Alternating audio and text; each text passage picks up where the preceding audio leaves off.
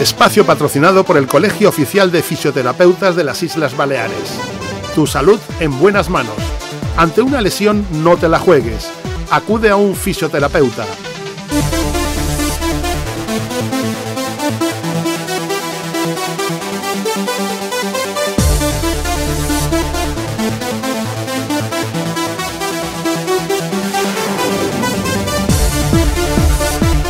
Bones tardes, com sempre, estem a xerrar de fisioteràpia, com cada mes, a final de mes, i com sempre, pues, bueno, xerrant de salut.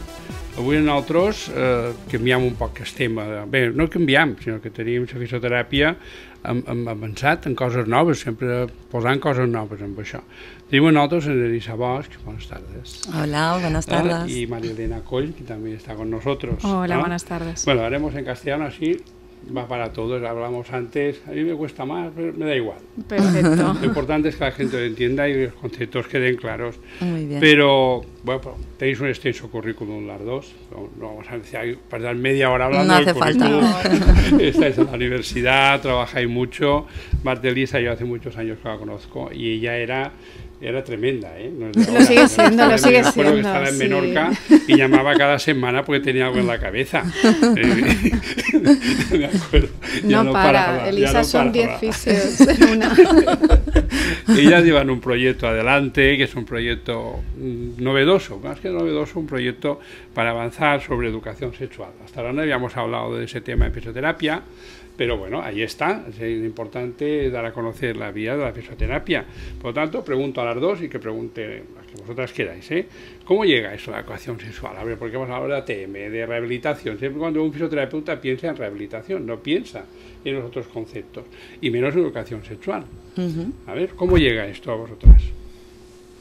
Bueno, creo que Elisa empezó antes con la educación sexual en centros educativos y un poco por la consulta de suelo pélvico te das cuenta que falta mucha información, que las mujeres parece que hemos avanzado mucho y progresado mucho y te das cuenta de que a lo mejor no saben dónde están sus órganos sexuales y es muy importante que sepan dónde están y cómo son para poder trabajarlos y para poder tener la sensación de salud.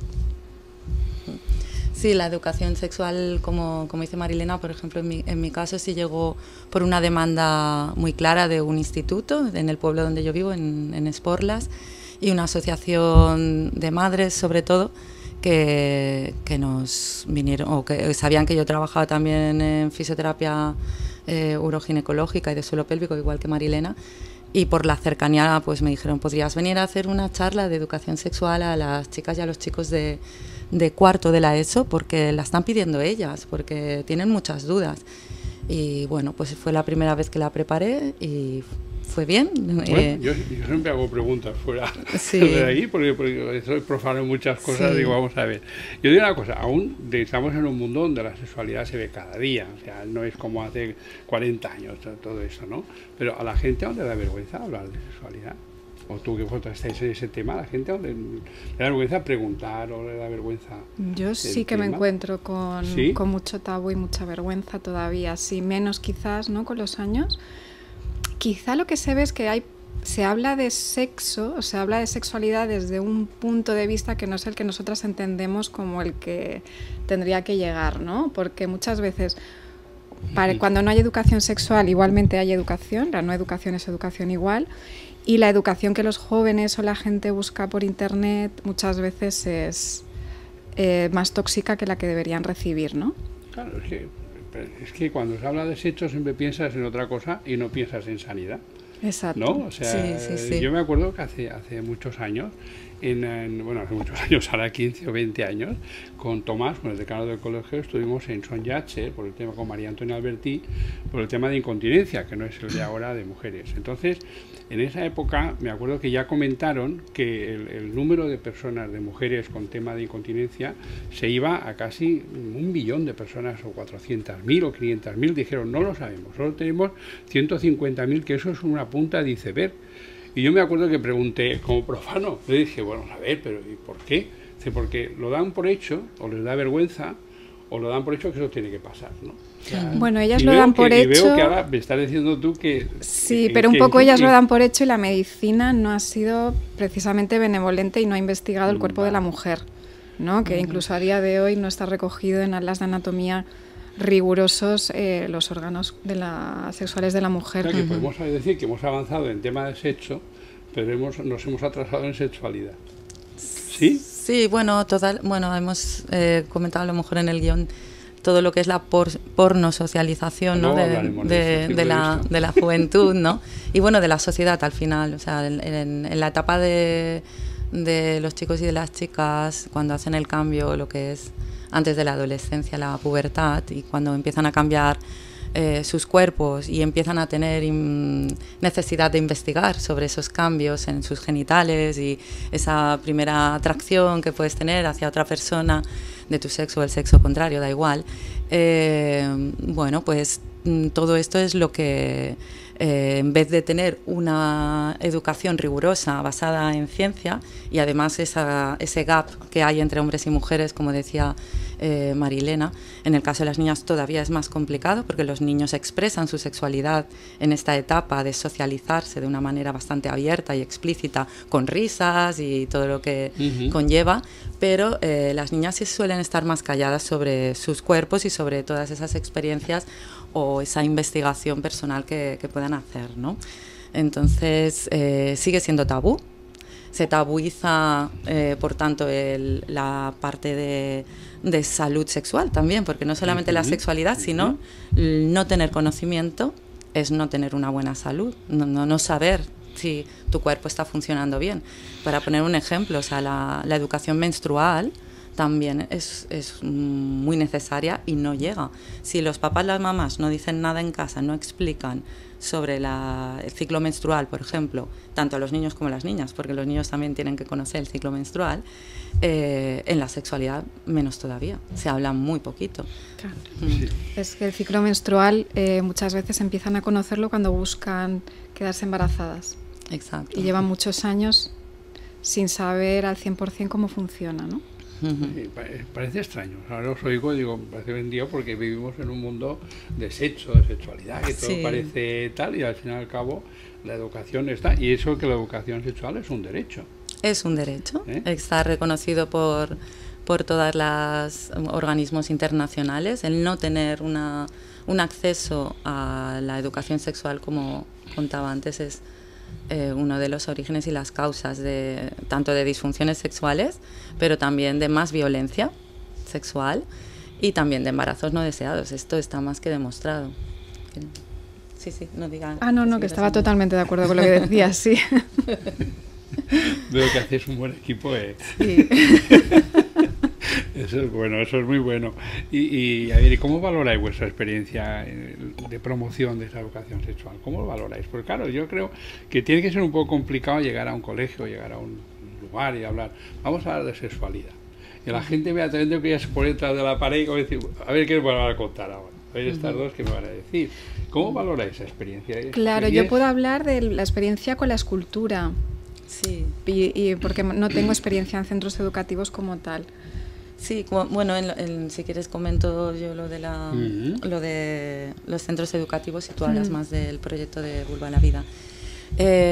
Pues la experiencia, los primeros años fue, la verdad, muy bonita y me iba con un sabor de boca a decir, ostras, qué bien. Cada grupo es un mundo, cada instituto es otro mundo. No es lo mismo estar en una población que otra población, la interculturalidad, la clase social, el hecho de ser chico o ser chica, el hecho de tener una orientación sexual u otra. Entonces, depende del grupo, el guión un poquito preestablecido que tenemos en el grupo de coeducación, porque esto viene también dado por Consellería y Govern, ¿no? Está cubriendo esta necesidad con unos mínimos, digamos, pero ahí luego se va construyendo. Entonces, ha habido experiencias muy positivas y algunas negativas y tristes también, ¿no? Porque pues últimamente, en los últimos años, hay un contradiscurso al avance de acceso a la educación sexual y hay algún colectivo, alguna ideología política que considera que no es un un acceso para todo el mundo, para todos los chicos o chicas, sino que lo tienen que decidir los padres y madres. Entonces, depende de padres y madres, podríamos decir, si son ellos los que van a dejar acceder a este currículum, que es un extra currículum, porque no está dentro del currículum, sino que van talleristas externas. A lo mejor el centro da a la opinión de padres y madres si se hace o no se hace, ¿no? Aquí no está pasando todavía, pero sí que se siente un poquito un discurso a través de los chicos y chicas también de ideología política respecto a la educación sexual, que en algunos países europeos más alejados del nuestro está prohibido, y hay persecución a las educadoras sexuales, y aquí en el Estado español hay compañeras educadoras sexuales que están perseguidas en redes sociales y que les boicotean cuando hacen su trabajo de educar en educación sexual. Vaya, por Dios, no lo sabía, ¿eh? Sí. Yo soy de los que piensa siempre que la política, cuando entra en un sitio, es malo.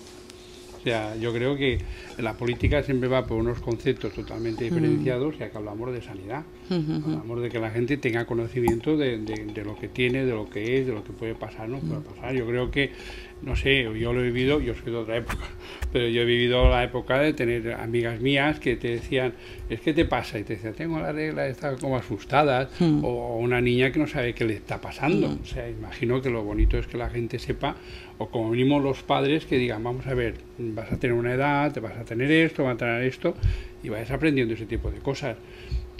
A ver, no vamos a hablar de política, pero yo siempre he sido así. Yo trabajo soy voluntario en lo que es cultura popular, y una de las cosas que siempre nunca he permitido es que la política entrara dentro de ese tipo de cosas. Yo digo que cuando la cultura popular sale a la calle a bailar, a cantar y tal, canta para todos, o sea, no canta para un grupo político ni para una ideología, y en ese aspecto creo que la sanidad tiene que ser buena para todos, o sea, y luchar contra ello, y que una persona sea perseguida en el tiempo que estamos por decir las cosas y por procurar que la gente tenga una educación, es muy triste. Pues sí, bueno, no sé si recordáis lo que es el PIN parental. Vamos a hacer un llamamiento aquí para que se reconozca la verdad que este sí. trabajo. Y bueno, por ejemplo, pues yo además la voy a citar para que la gente la busque y que la apoye, ¿no? Que es Paloma Valenciano, Pamela. Muy triste. Paloma Valenciano. Bueno, que es una educadora del sur, ¿no? De comunidad andaluza, y en Murcia. En Murcia sí que se estableció durante una época un PIN parental. Y ese PIN parental hacía que no todos los chicos y chicas de esa comunidad tuviesen acceso a la educación sexual. Eran los padres y madres que lo decidían, que va en contra de la Organización Mundial de la Salud y de todos estos organismos que comentamos, que dicen que es un derecho fundamental hablar de educación sexual. Habría que hacer un PIN filial y hacer la educación sexual a los padres. Exacto, sí. Igual hay que cambiar el chip, hay que decir, vamos a educar a los padres para que los niños tengan los niños van a buscar información, porque es que está en la naturaleza de todos, ¿no? De todos y todas, el saber. Entonces, si no tenemos una información de calidad, igualmente vamos a buscar, y probablemente no nos encontremos con la mejor información, ¿no? A un clic. Sí.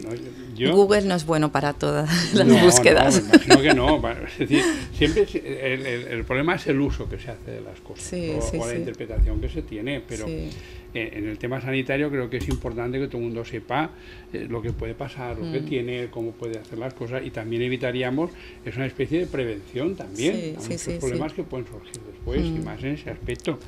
Luego, vosotros trabajáis en un proyecto que se llama Vulva Vida Project. Vulva la Vida Project. Vulva la Vida. Sí. Pues esto nació... Yo os quería preguntar antes de nada, curiosidad.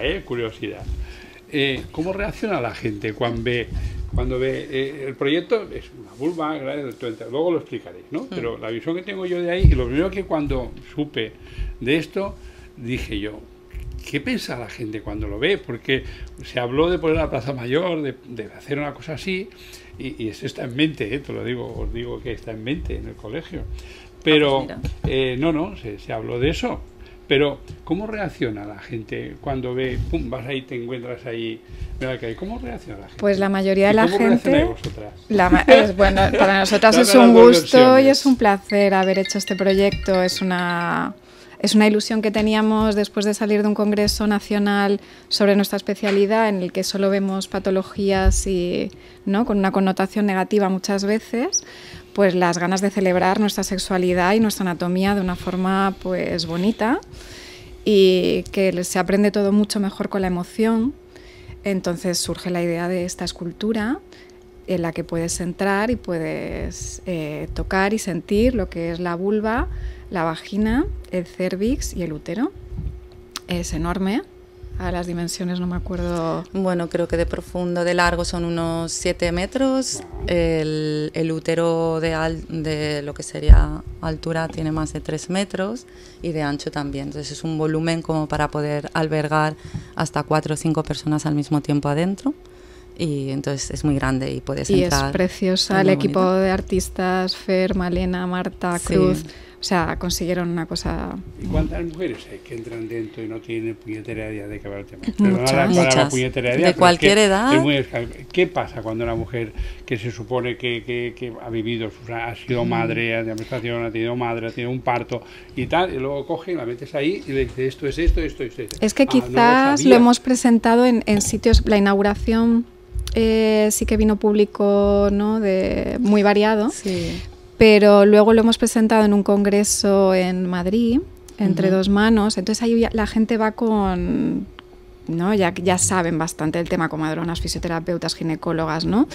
Pero luego fuimos a un congreso que se llama Vibra, que también era dirigido para la salud de la mujer, pero coincidía en el pabellón con la exposición de arte japonés. Entonces, los del arte japonés vinieron, ¿no? Y sí que les chocaba más. Ahí vimos la diferencia de público. Entonces, a lo mejor había un rechazo inicial, incluso hubo gente que dijo yo no entro, pero luego la gente entra y sale emocionada y sale llorando y sale muy contenta.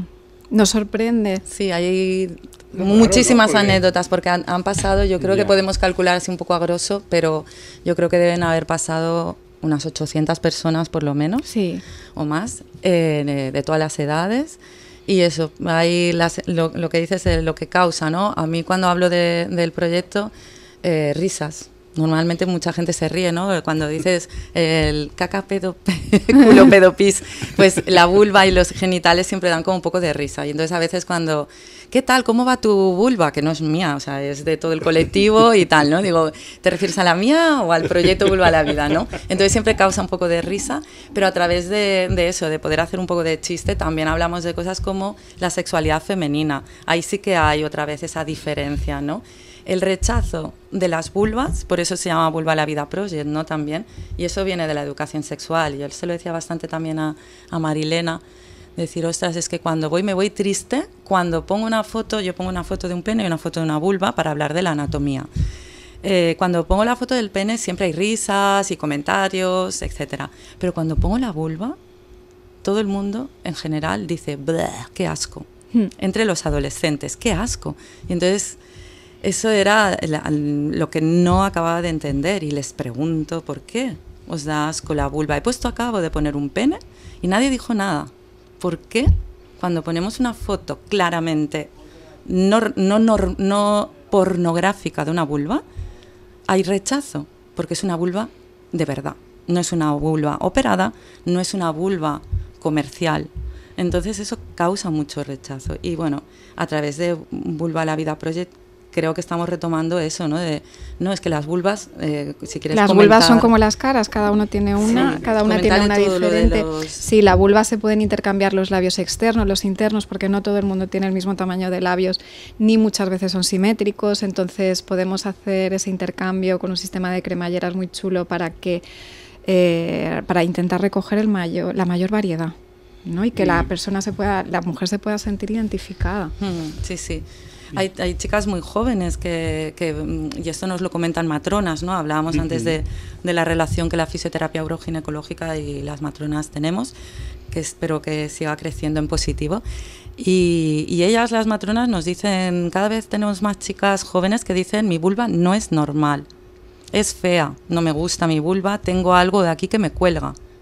Y lo que le cuelga son los labios internos, que son a veces más protuyentes a los externos.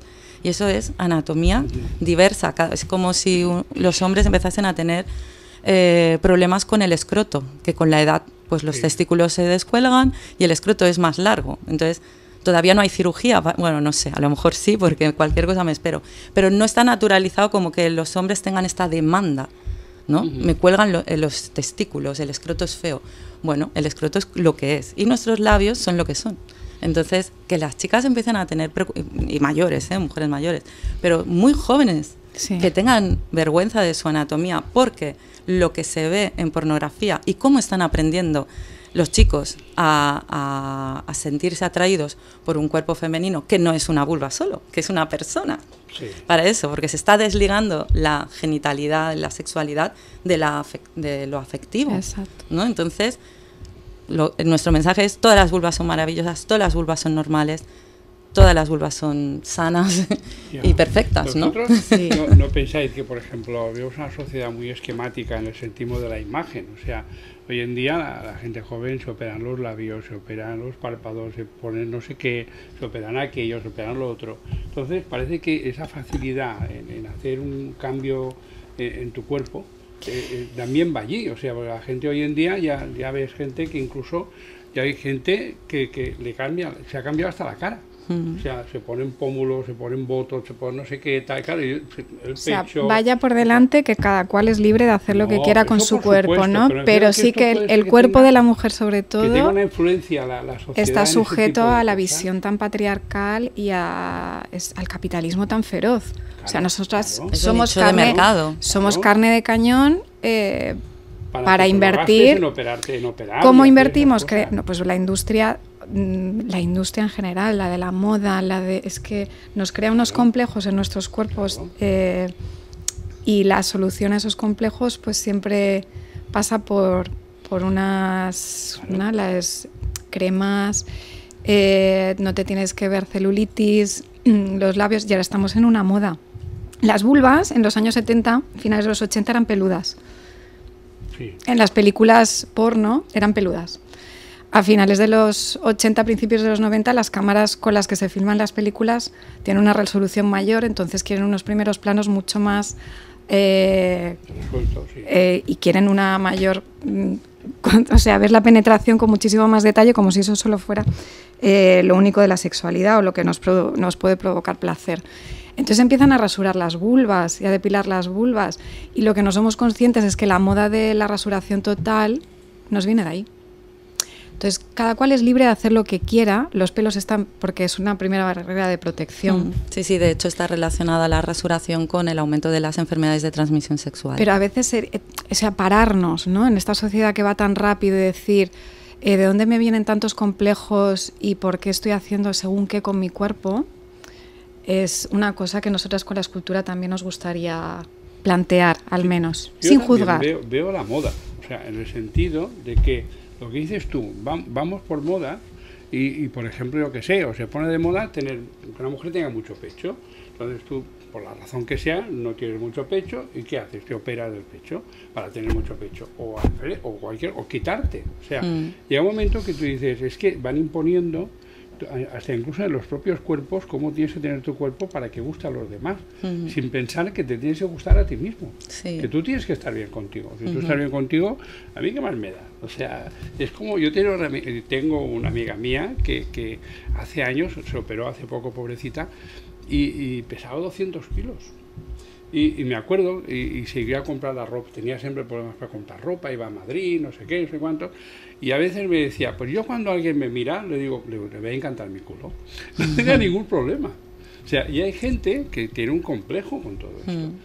Ya está, que luego está la forma de vida, de salud, de un sobrepeso, pero la estructura de moda te dice, no, tienes que pesar 60 kilos, tienes que pesar esto, tienes que llevar el pecho así, y creo que todo eso es una influencia económica, de estética, que al fin y al cabo influye mucho en la gente. Y en vuestro trabajo, lógicamente, porque dicen, bueno, ¿yo por qué tienes tú que enseñarme que una vulva tiene que ser así cuando me la puedo operar y tiene que ser de otra manera? Ya, es algo que es muy difícil.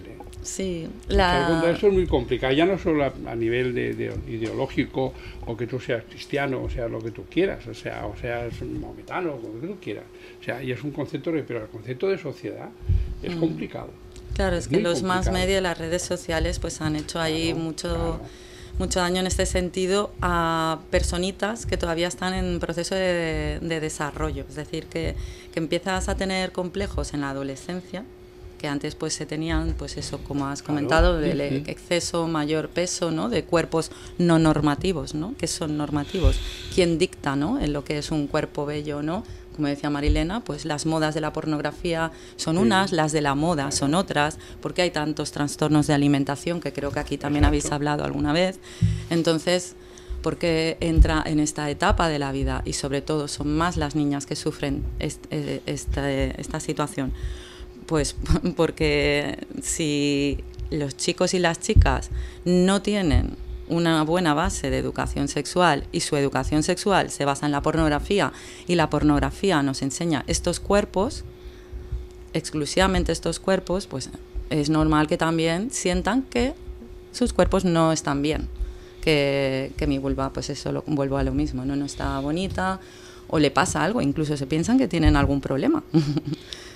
Y no, o sea, no hay, ahora por ejemplo estamos haciendo un proyecto de suelo pélvico y estoy haciendo evaluaciones a mujeres deportistas y una en concreto que me quedé como, pues me dolió mucho por ella y por lo que pasan muchas mujeres, y que decía que le daba vergüenza ir a la ginecóloga o al ginecólogo porque entendía que su vulva no era bonita y que tenía los labios que protuían mucho y que había mirado para operarse, pero que le da mucho miedo. Yo me iba a operar, me dijo, pero me dijeron que era anestesia general y entonces me dio un miedo terrible y vivo con este complejo. Entonces... Pero eso también pasa a los hombres, ¿eh? Sí, o sea, yo sí. tengo compañeros, o sea, a ver, yo he hecho deporte muchos años, estoy acostumbrado a entrar en el gimnasio, desnudarme, pues, hay hombres que tienen ese complejo, y incluso, te puedo decir, compañeros a nivel de varones, que si tienen que ir a un urólogo y es una uróloga, no van. Es que es una mujer. Y qué maldad, es médico, o sea, sí. Tiene que ver que sea una mujer, sea un hombre. Lo que importante es que te cure. Claro, ahí estaba, hay la barrera del género, claro, ¿no? Para acceder a la sanidad. También ocurre que el hombre esté machista, el machote, ahora la verdad, bajarse los pantalones delante de una doctora, tampoco se atreve. Sí, dices, sí, entonces, bueno, aquí, o sea, sí. Bueno, son diferentes barreras de acceso, ¿no? a la salud que se van sumando, ¿no? Pero es que el tiempo que estamos parece mentira que aún se tenga esa mentalidad de una forma o de otra, no tiene conceptos. O sea, yo creo que el trabajo vuestro es complicado. Creo que es complicado. Tiene que ser. Pero estamos en un buen momento también, o sea, malo y bueno a la vez, porque nunca la vulva tuvo tanto protagonismo, ¿no? Es verdad, yo creo que en la historia, si lo comparamos, o sea, nosotras nos pusimos con esto en prepandemia y luego es que hubo, ¿no? Floreció un montón de grupos, un montón de mujeres muy potentes que también están hablando de esto y las que tenemos acceso también en redes que son muy, ¿no? Están muy activas. Sí, el control de redes, ¿quién la lleva? Es igual que la juventud, que tiene hoy en día los niños con un móvil, entran en wifi en cualquier sitio y las ideas son equivocadas, o sea, y hay cosas que tampoco nunca entiendo. Por ejemplo, tú dices que, me acuerdo de una Checho que me comentó, un chico que tenía una Checho, me dijo, no, yo lo que gano dinero no es con vender cosas, gano dinero con las películas porno que tengo en cabina dentro de las Checho. Yo dije, vamos a ver, si tú tienes acceso al porno en el videoclub, por internet, en una cabina, o sea, y tú dices, estamos en el año 2025, por el amor de Dios. No sabía que todavía había cabinas. Sí, pues ahora hay gente que va a las cabinas a ver porno. O sea, es algo increíble. Tú dices, es que no se entiende. O sea, es que el tema del porno es un melón que si se abre... Cuéntale que estuvimos en las jornadas... En las jornadas de violencia sexual, cuando fueron... Hace 3 meses o 4 o más. Más. Y bueno, precisamente se hablaba de... Bueno, es que es duro el tema. Pero, a ver, el acceso al porno, ¿no? Pero lo que te encuentras a veces es que no, mi hija no mira. Y la verdad es que como les aparece con un anuncio tan fácil y ellos están jugando a un juego infantil, a Peppa Pig, a lo que sea, y les va a saltar un anuncio y es el porno más brutal, violento. Y precisamente decía Marina Marroquí, que si no la conocéis yo os la recomiendo sobre este tema, es una crack. los peores vídeos de pornografía con una violencia sexual extrema les digan a los niños antes, a los 12 años, 11, 12 años, porque la industria del porno sabe que ahí es donde se crea el deseo sexual y es una forma de destruirles, con lo cual para excitarse van a necesitar esos niveles de violencia y eso está creando un problema muy, muy grave tanto en niñas como en niños. Y es lo que estamos viviendo también cada día. Violencias sexuales, el entender la sexualidad como algo no consentido. Se habla mucho del consentimiento, pero el consentimiento no es solamente decir, sino también entender a tu pareja, sea la edad que sea, el inicio que sea, de saber que realmente está haciendo algo que quiere hacer, que no está sometiéndose a tu deseo, ¿no? Y esto en las primeras relaciones sexuales es difícil de entender porque todavía no hay un desarrollo del lóbulo frontal, que es el de la voluntad también, ¿no? Entonces se están generando pues situaciones de abusos sexuales en la pareja, ¿no? En una pareja que a lo mejor son novios que han empezado, son muy jovencitos y que no saben ni expresar que eso a lo mejor no les está gustando, ni la otra parte les está preguntando esto te gusta o esto lo quieres, ¿no? Ni se están preparando o preguntando si la otra persona está teniendo placer, porque el placer y la sexualidad no viene solamente de una penetración, ¿no? Que eso es lo que también intentamos hablar en educación sexual y a través del proyecto, ¿no? Bueno, la sexualidad es todo, es el cuerpo, es el deseo, es el cerebro, es... Y en ese proyecto también tener en cuenta la educación de los padres. Creo que también hay una falta de comunicación entre padres, hijos, entre adolescentes. Es complicado, ¿no? ¿Notáis también esa falta de comunicación? Sí, cada vez se hablan más. O yo cuando lo pregunto en los grupos me dicen, no, yo sí que hablo. Y digo, bueno, vale, cuéntame. No es tabú en casa. ¿Pero qué? ¿De qué se habla? Pues a lo mejor al final acabamos en lo mismo que los 80, que te dan el condón, ¿no? Que te dicen, venga, ponte el condón y aún así, y eso es todo, ¿no? Decir, bueno, que cuando te dan un condón, está bien, hay que hacerlo, eso salvo muchas personas de enfermedades de transmisión sexual, pero además de usar, te están diciendo que la sexualidad es penetrativa y es coitocéntrica, o sea, centrada solamente en el placer casi del hombre, porque el pene dentro de la vagina sobre todo da placer al hombre, pero si no se estimula el órgano sexual de las mujeres, que es el clítoris, y que la parte que más terminaciones nerviosas tiene está por fuera de la vagina, entonces ya te están diciendo desde muy pequeño que primero la sexualidad se reduce al coito, a la penetración, a la eyaculación del hombre y a una orientación sexual solamente heterosexual. ¿Dónde está el resto de sexualidades? Que muchas chicas y chicos no se atreven tampoco a salir del armario a día de hoy porque todavía hay risas, hay guasas, todavía hay chistes homófobos y agresiones homófobas, ¿no? Entonces, bueno, pues el condón está bien, pero si la charla de conversación sexual con los padres se basa solamente en el condón, si por ejemplo el hijo o hija tiene una sexualidad no heterosexual y no se atreve a decirles a sus padres porque ya me han encasillado en heterosexual, pues ya partimos de eso, de no ampliar todas las orientaciones. No solamente hablo de orientaciones, sino todo lo que es la sexualidad, no solamente es el placer de una penetración y ya está, ¿no? Y en Baleares, para ponerse en contacto con vosotras, con vuestro proyecto, la gente que esté interesada, ¿dónde tiene que dirigirse? Instagram. Bueno, el colegio de fisios también hay que decirlo, el colegio te da información a través de Instagram y así sabes más o menos para poder educar y tener ese tipo de cosas. Y yo, bueno, la verdad es que m'agrada molt. He de decir una cosa, que esta es la parte más institucional. La es así, claro que termina. Sí. A ver, no, este proyecto que se presentó hace ya muchos años antes de pandemia y no se pudo lograr, se aprobó primero por la Oficina de Cooperación y Solidaridad de la UIP, pero no se pudo desarrollar. En la Agenda 2030, o sea que tiene una base, esta escultura tiene una base muy potente. Sí. Y luego se ha presentado la convocatoria del IBEDONA con financiación del Pacto de Gobierno, el Pacto de Estado contra las Violencias Sexuales, y canalizado por la asociación Naixença, que es la asociación balear que lleva 25 años en defensa de los derechos reproductivos sexuales de las mujeres. y que sobre todo se visibiliza, o lo que trabaja es para erradicar la violencia obstétrica, que ya vendremos otro día a hablar de ella. Entonces, bueno, quiero dejar esto claro, ¿no? Este proyecto se ha canalizado a través de estos fondos, esta financiación, y a través de esta asociación.